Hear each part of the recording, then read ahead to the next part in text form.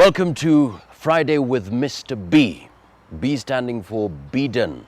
Things must be done in a particular way for us to actually realize the dreams, the hopes, the vision that we have. Even as we talk about Vision 2030, there are certain things that must be done. And that is why we're joined by this very prolific journalist, a journalist of over 30 years, a man who has stood his ground and said, for me, journalism is not just about being known. It's about being part of the transformation process to make Kenya a better country. Mr. B, it's always an honor to have this particular session with you. Thank you. Always learning, always learning. You have been very passionate about corruption. This is not the first time. Why is that? Yes, I have been passionate about corruption because I understood very early in my life when I became a worker. I started in pharmacy at Kenyatta. And that's the first time I faced some corruption that was really using professional position to steal drugs. Just to clarify, from the hospital. Just to clarify, you have been a journalist for 30 years, but there's also pharmacy. How did you know, because we want to understand this. I did pharmacy practice for 6 years before journalism. I went to school to study journalism. And I was working in Kenyatta hospital. That is the first time I realized there is something like corruption, because there was this particular prescription. The head, the chief pharmacist of Kenyatta National Hospital was an Asian, Haria, by the name Haria. Yeah? And what happened, a doctor sent a prescription. And this prescription was requiring that these patients be given a whole gallon of liquid paraffin. And according to my training, that was too much for somebody to drink. A whole gallon? Yeah, and it would have taken even calcium from his body. It had many, many effects that could have happened if he took that quantity of liquid paraffin. And it was on a prescription, which looks fine, because it is signed by a duly qualified doctor. And to make it worse, I was a final student in pharmacy. And now we go there for a practicum. And so I see this prescription and I said, how? So because I'm a student, I get to the books. There are certain books for references. They are called pharmacopoeias. So I looked at the British pharmacopoeia, American pharmacopoeia, Russian pharmacopoeia, international pharmacopoeia, and I saw that that cannot be, according to all those authorities. So I write on it that this is a bit too high, and so I returned to the doctor. And the doctor was mad. I'm a doctor, you're a student. And I'm a duly qualified doctor. So it became a big case, Mr. The one pharmacist was siding with the doctor. The doctor. And so I had to be taken to the principal, and the principal of the school said, okay, this is a bit strange matter. So we were called, myself and the chief pharmacist of Kenyatta Hospital, and to explain the situation. And so he explained, and I gave the facts that I checked in this pharmacopoeia, and this one, and this one, and this what they said. And from that authority, it's not whether I was a student or a who, I said, no, this is not proper. And of course, he was a learned, Dr. Mbugua was a learned man. And he said, this is what I studied in Makerere. He was very honest. What the student has said Is what I studied. And so, and he didn't want really to primar the chief pharmacist. He said, you guys, you go back and don't waste my time. Sort your issues out. So, of course, we went back and things were normal. But it didn't stop there. There was another now, after that one, another person became chief pharmacist. And the same story, this one was taking drugs into his car, the boot, and they put them. He had a chemist in town, and he was taking medicine. From the institution? From the Kenyatta Hospital. Taking it to his boot, the car? Yeah, and then taking it to his chemist.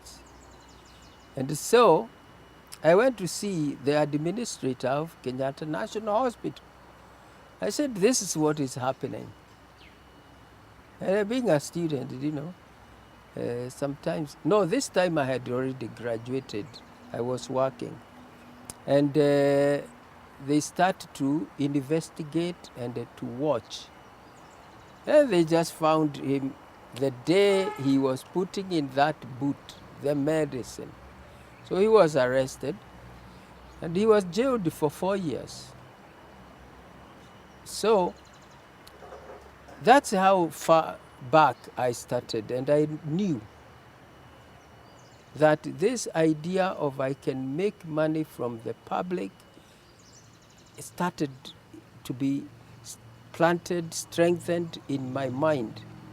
So as I start now being a journalist, I knew that it happens. Mm-hmm. And so I hated the idea that you could actually steal medicine intended for the hospital, and the net result is that you start to write this medicine is out of stock when a prescription comes. So that person had to go and buy from outside. So it's I realize it's a very serious thing, mm-hmm. And that's how I detested. Wow. Yeah. So you've been in the fight against corruption for years, and this is something that has been inborn. Yeah. And I'm looking at currently in Kenya. We've been talking about what has been happening in the Ministry of Devolution and Planning, especially the National Youth Service. And of course, probe is still going on. And we see a lot of politics going round. Right now we're talking about a bunch of politicians who've come together and they want to impeach the president. But what about the fight against corruption? Yes. It's about a person being removed. It's about this person, but the issues, the underlying issues, let's say corruption, is not being handled as it should be. What is your take on that? Yes. First of all is to understand that corruption is not about one individual. It is not about shifting this individual from A to B. It's not about saying, let's now remove that one and put another. No. Is to understand that in Kenya we are corrupt. Even you don't know when you ourselves, like you and I, when that venom is touching us, is very hard to know. Because even the simple things you buy, like the cameras in front of us, you really don't know whether there was a small deal, or when we buy programs, you don't know whether there is a deal. When we get advertisement, you really don't know. So is Kenya. If you take like matatus. I was passing Kikuyu, and there is the bypass under, and there is Naivasha Road on top, and I'm passing there, and my car is tainted, and on the other, across the road, I see a policeman first gets the driving license, and he goes the other side to look at the insurance. And then when he is there looking and there isn't anybody on that side, he removes 2 notes, and I could see it was money. And then he comes and he hands back. And in my mind, you remember I even telephoned you. Yes, yes. To tell you I have witnessed an incident of Corruption. because you had put that if somebody sees to call There's a number WTV. on the screen. Absolutely. So I said, let me try now to call. So I called you. But I imagined this policeman has seen that driving license every single day. And he knows whether it's okay or not. So why see it every day? It's really not about the driving license. It's that this is the carrier Of the of bribe. the money. The money. So this is to say, Johnson, it is everywhere. You have seen it come when people are being employed, say, in the police force, in the military.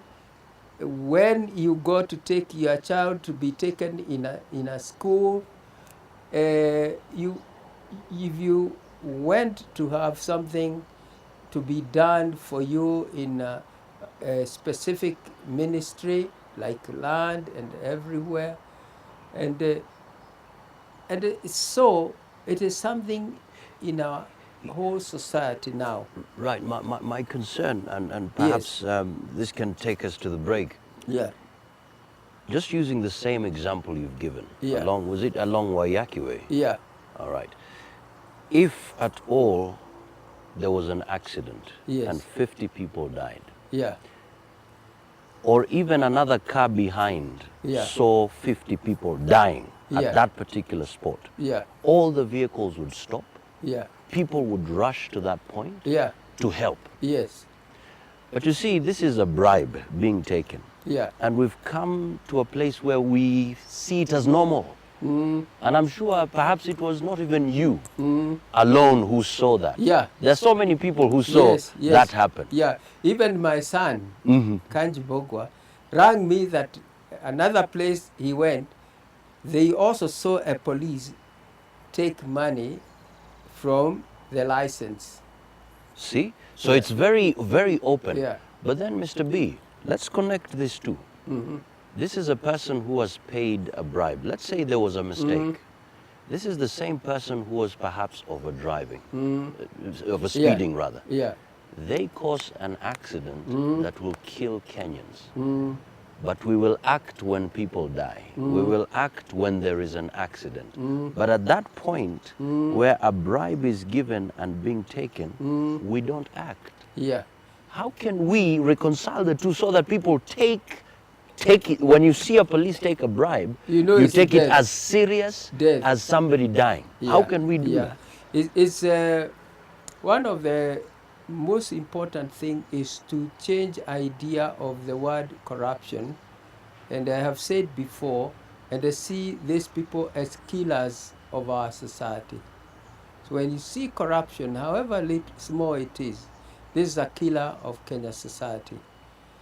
And why we have really been going to this topic is because time has come when we together, every Kenyan of goodwill, Kenyans who have been upset and angry because even prices of goods in Kenya have become expensive. We may not even sell to our neighboring countries. So you find even oranges, they are coming from TZ. Tanzania. All those things have a reason. It's because goods can come to us because they are cheaper. And our, say our goods are over rated, they have very high price, but that is the price of corruption. Whether it's tender, whether it's anything, the prices are very high. This is why we were saying sugar. We should not start to argue about sugar, why are we buying? We'll buy because the sugar there will be cheaper. And they are not telling us that why our sugar is high is because we have to pay for that corruption of all those people who have stolen billions. That's why it's high. Mm-hmm. So I think, Johnson, we have to come to the point and say enough is enough. We have destroyed the future of Mwakazi's 2 children and every other Kenyan, because they will never have fair competition, whether it's in search of the jobs, whether it's in tendering so that they can be able to supply something. And when the situation comes to that level, the country is having almost incurable cancer. But we believe we can. We can. And there are those people who are waiting for us to launch this movement. We have a movement. Operation Nyuki. Operation Nyuki. And Nyuki, first of all, it's a very hard-working little animal, insect. Working hard, tirelessly. And it travels, and it carries only a little, and it brings, and then they work together as a team. And one Nyuki can be killed by larger animals like that. But together, they can kill a whole buffalo. Nyuki. Together. Yeah. Together. Absolutely. And really, to bring it to a very practical sense, what if you and I decided from today, as we travel, as we drive, we will be very vigilant. When we see, let's say at a traffic jam, we see a vehicle has been stopped, and from afar we can see there is exchange of bribes. What if we'd said, in the same notion as Nyukis, bees, we stop our vehicles? If it's in matatus, on buses, we alight and we go to that particular point and we say, what is happening here? Mm-hmm. What is happening here? Don't you think we can change this country? Don't you think we can save the many lives that have been lost or will be lost on our Kenyan roads? So for us here on Friday with Mr. B, we want to get practical. It's not just about talk, because things must be done. Must be done. We want to take a short break, but also when we come back, we want to look at that mindset, that poverty mindset, that slavery mindset, that if you have to do something, you have to be given something. Even something that is supposed to help you, you have to ask, what is my cut? We want to talk about that after the break. Keep it Friday with Mr. B.